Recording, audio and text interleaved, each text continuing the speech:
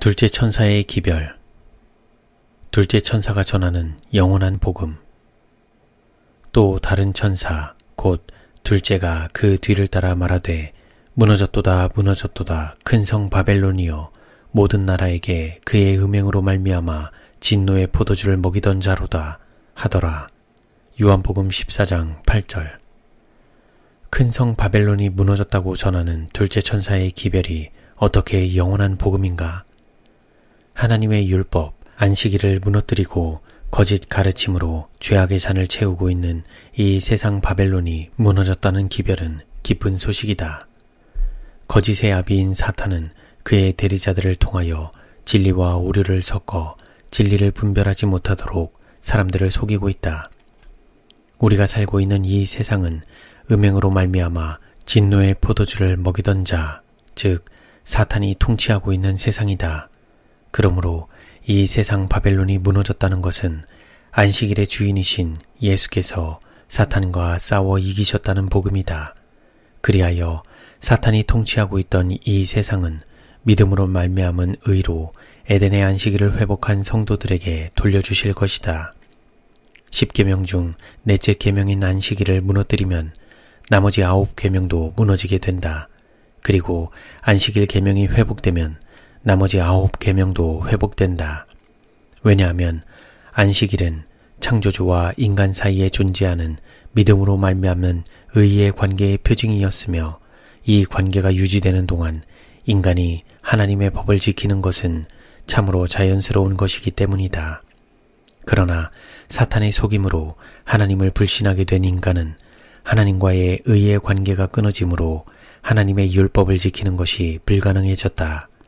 범죄한 인간이 하나님의 계명을 지킬 수 있는 길은 안식일의 주인이신 예수님을 믿음으로 말미암아 하나님과 의의 관계가 회복됨으로만 가능하다. 그러므로 안식일 계명을 폐지시키는 것은 안식일을 세우신 창조주를 불신하는 것이며 이것은 또한 율법 전체를 무시하는 것이 된다. 이것은 천지를 창조하신 하나님께 대한 무서운 도전이다. 그 결과로 이 세상은 불법 천지가 되었고 인간은 고통당하며 죽어가고 있다.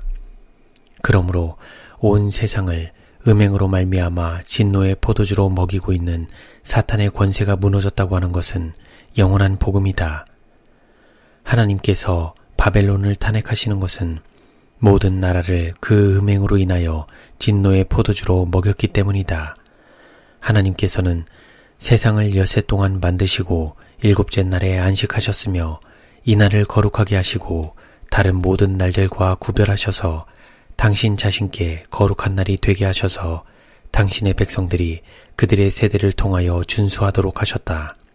그러나 하나님 위에 자신을 높이며 하나님의 성전에 앉아 자기를 보여 하나님이라고 하는 불법의 사람은 때와 법을 변개코자 하였다.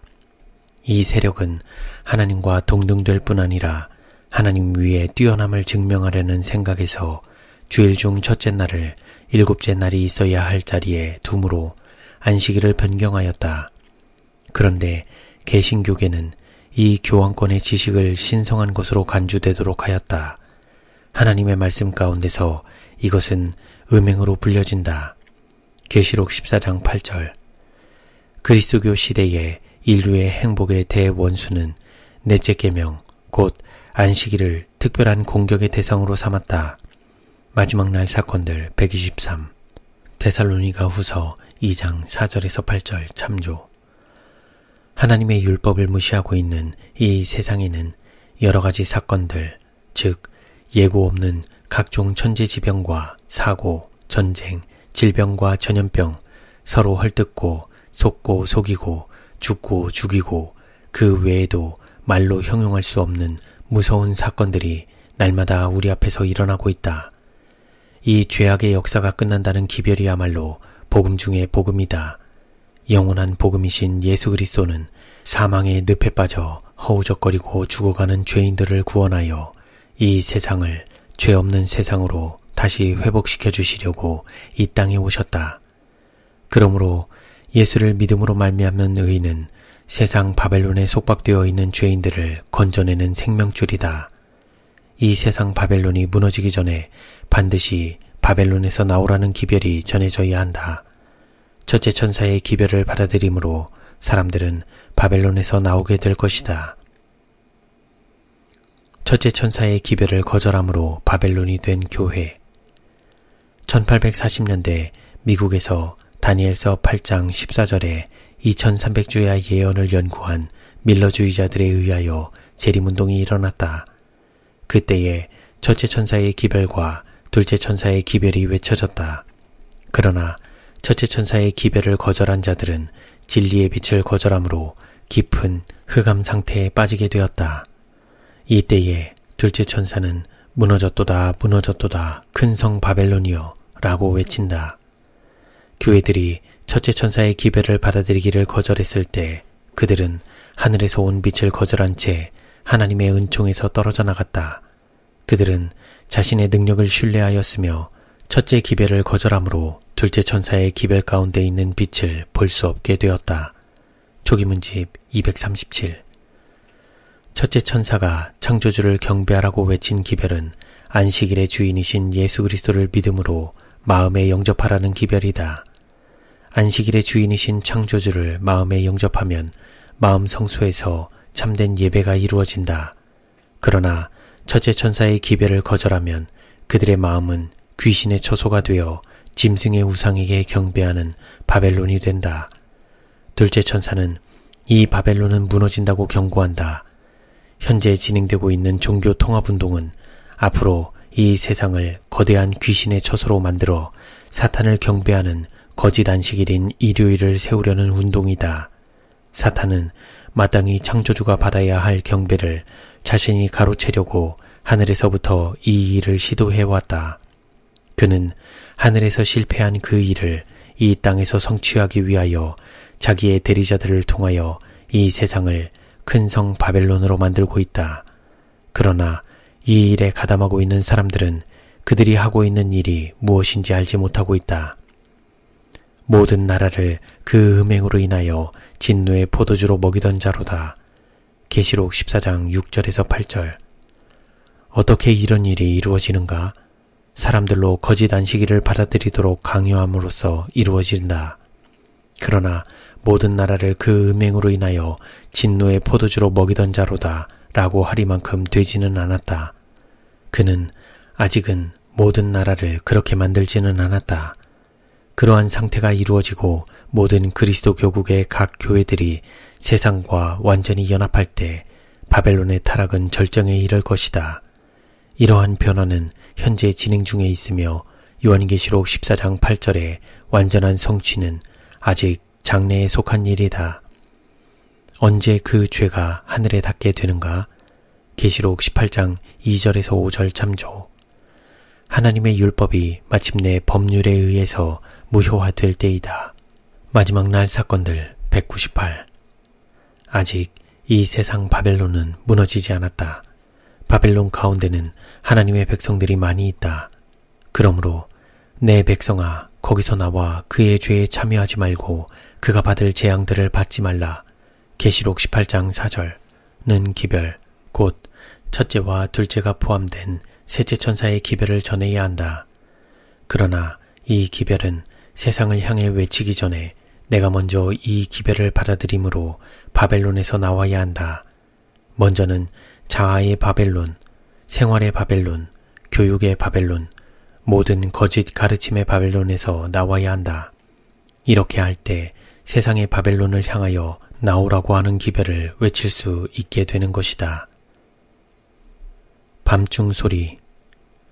마태복음 25장 6절에서 밤중에 소리가 나되 보라 신랑이로다 맞으러 나오라고 하는 이 밤중 소리는 1844년 예수께서 지성소에 임하실 때로부터 지성소의 사역을 마치고 나오실 때까지 전해야 할 기별이다. 이 기별은 셋째 천사의 기별을 받아들임으로 예수님의 재림을 준비하라는 기별이다. 이 기별은 졸고 있는 열 처녀를 깨우는 기별이다. 슬기로운 처녀들은 이 기별을 받고 믿음으로 예수님을 따라 지성소에 들어갔다.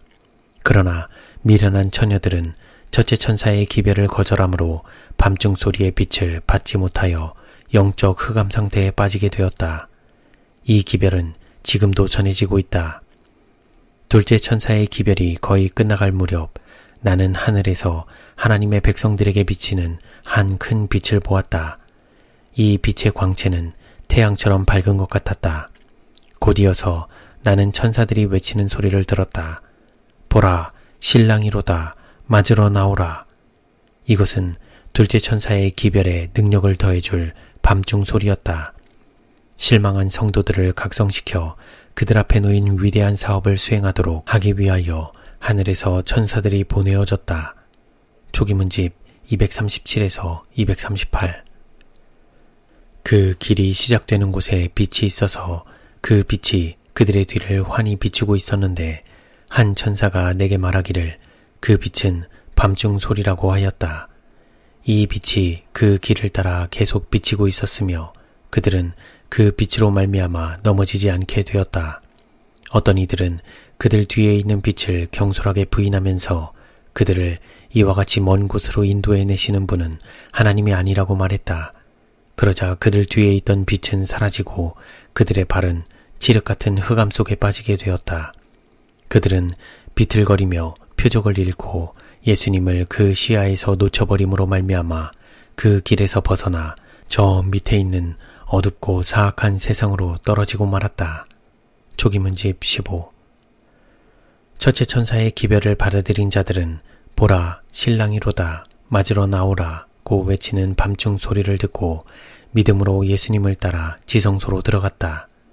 그들은 그 지성소에서 비춰오는 셋째 천사의 빛을 받고 그리스도와 연합하여 이 세상에 첫째와 둘째가 포함된 셋째 천사의 기별을 전하는 자들이 되었다.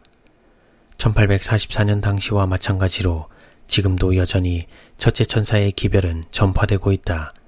우리는 이 기별을 받아들임으로써 지금 바벨론에서 나올 수 있다. 그러나 이 기별을 받아들이지 않는 것은 자아의 바벨론이 무너지는 것을 원치 않기 때문이다. 하나님은 지금도 우리에게 밤중 소리의 빛을 비추고 계신다. 여러 가지 섭리의 과정을 통하여 진리의 성령께서는 우리의 마음에 여전히 빛을 비추고 계신다. 믿음으로 말미암는 의를 깊이 연구할 때, 통회하는 심령으로 하나님께 깊은 밀실의 기도를 할 때, 순간순간 자신을 온전히 주님께 드리고 그분의 뜻에 순종하려고 자기를 포기할 때 하나님이 주신 빛을 따르게 된다. 그러나 이 빛을 따를 때 방해가 되는 것은 자아이다. 그러므로 가장 무서운 바벨론은 우리 안에 세워진 거대한 자아의 바벨론이다.